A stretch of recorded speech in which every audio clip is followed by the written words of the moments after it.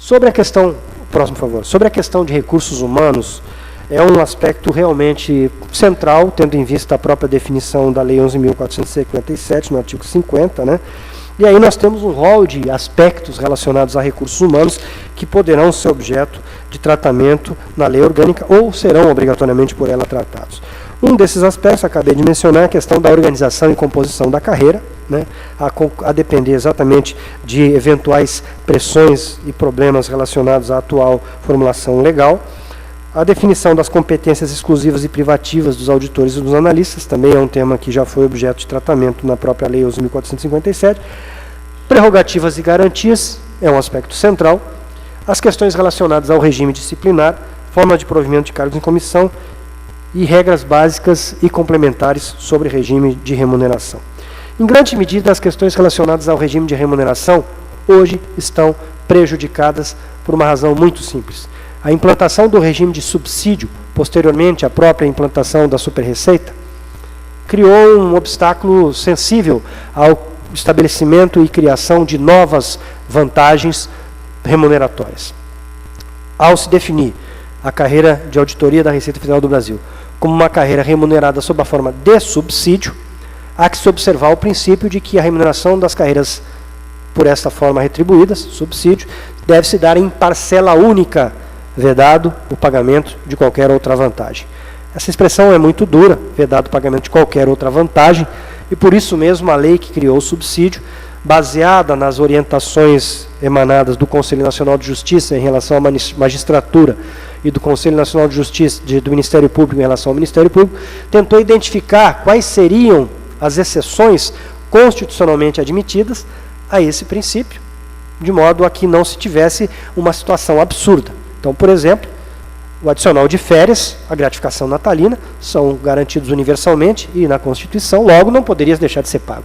Mas há outras tantas vantagens, inclusive algumas delas previstas constitucionalmente, que foram vistas e consideradas tanto pelo Conselho Nacional do Ministério Público como pelo Conselho Nacional de Justiça e pela legislação que instituiu o subsídio, como incompatíveis com ele, e não podem, portanto, atualmente ser pagas para quem recebe subsídio.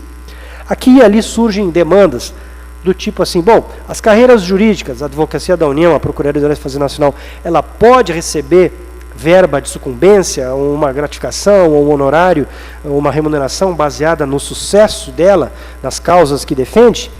Há seríssimas discussões sobre esse assunto, e até o momento a interpretação é que não é compatível, na medida em que tem caráter, sim, remuneratório.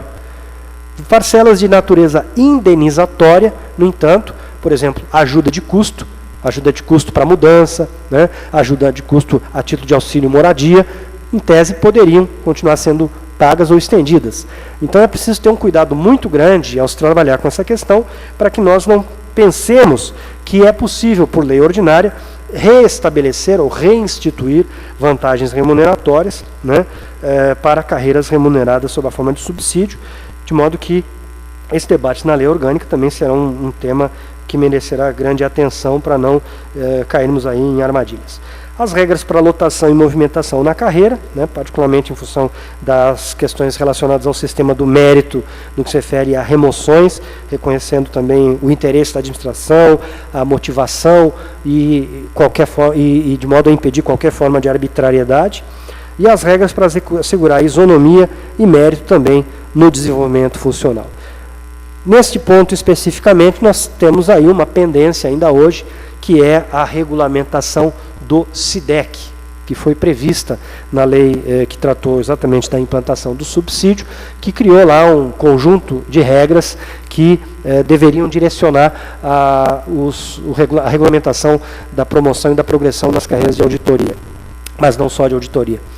Essa regulamentação não foi feita até hoje, não está pronta, né? E caso haja acordo em relação a algum tema que possa ou deva ser objeto de alteração, a lei orgânica poderia facilmente fazer esses ajustes, né? Obviamente levando em consideração diretrizes políticas do órgão central do sistema de pessoal civil, que trata dessa matéria como uma coisa mais global. Próximo, por favor. No entanto, há também temas que não devem ser objeto desta matéria. E aí, a primeira observação a ser feita é de que nós temos que ter o cuidado de não colocar numa lei ordinária, e esta é uma visão do Poder Executivo, de quem tem a responsabilidade de exercer a prerrogativa de regulamentar as leis, né, e de editar os decretos para dispor sobre a organização e funcionamento, que é de não transferir para a lei aquilo que não precisa estar na lei, aquilo que é matéria de decreto e que deve estar sujeito, sim, a um juízo de discricionariedade, conveniência e oportunidade, que é típico de quem detém essa responsabilidade de gerir a máquina pública.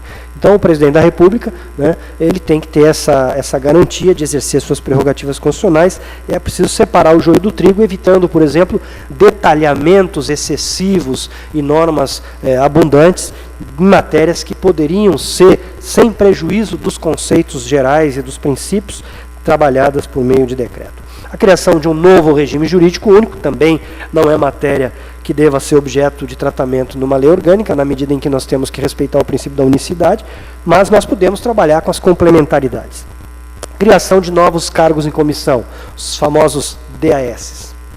Toda vez que se tem uma lei orgânica em discussão, alguém pensa, não, vamos colocar um artigo aqui para criar 500 DAS, 300 DAS, porque a estrutura precisa. A melhor forma de melar o jogo é colocar um artigo como esse.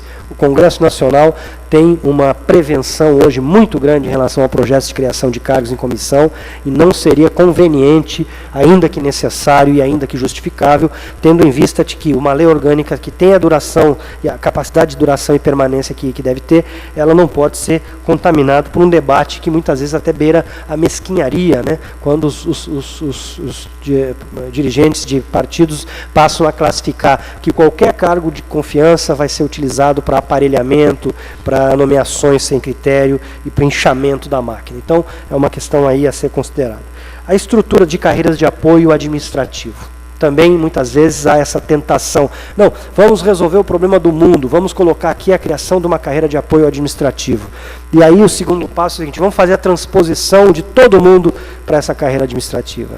Essa é uma matéria que, realmente, além de enfrentar questões de caráter constitucional muito sérios, também tem que ser vista sob a perspectiva, né, da conveniência, e nesse momento uma discussão como essa certamente atrapalharia o debate a respeito daquilo que é fundamental na estruturação de uma lei orgânica. O exemplo que eu gostaria de dar, inclusive, é de que leis orgânicas, como a lei orgânica da polícia, né, não prevêem explicitamente o regramento de carreira de apoio administrativo, assim como também não prevê a lei orgânica do Ministério Público, a lei orgânica da AGU.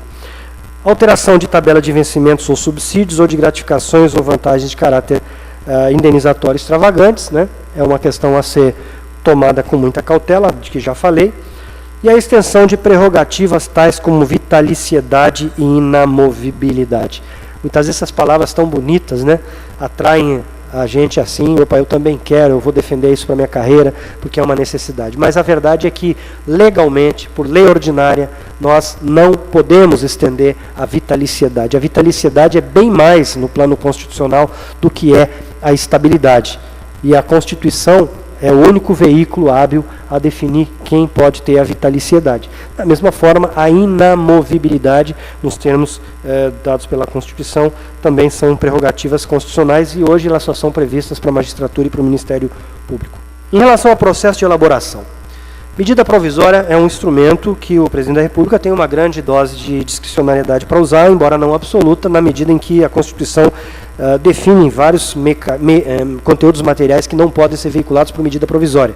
No caso específico da Lei Orgânica do Fisco, não existe nenhum impedimento constitucional, pelo menos até onde eu perceba, que possa ser apresentado em oposição a uma medida provisória tratando da matéria.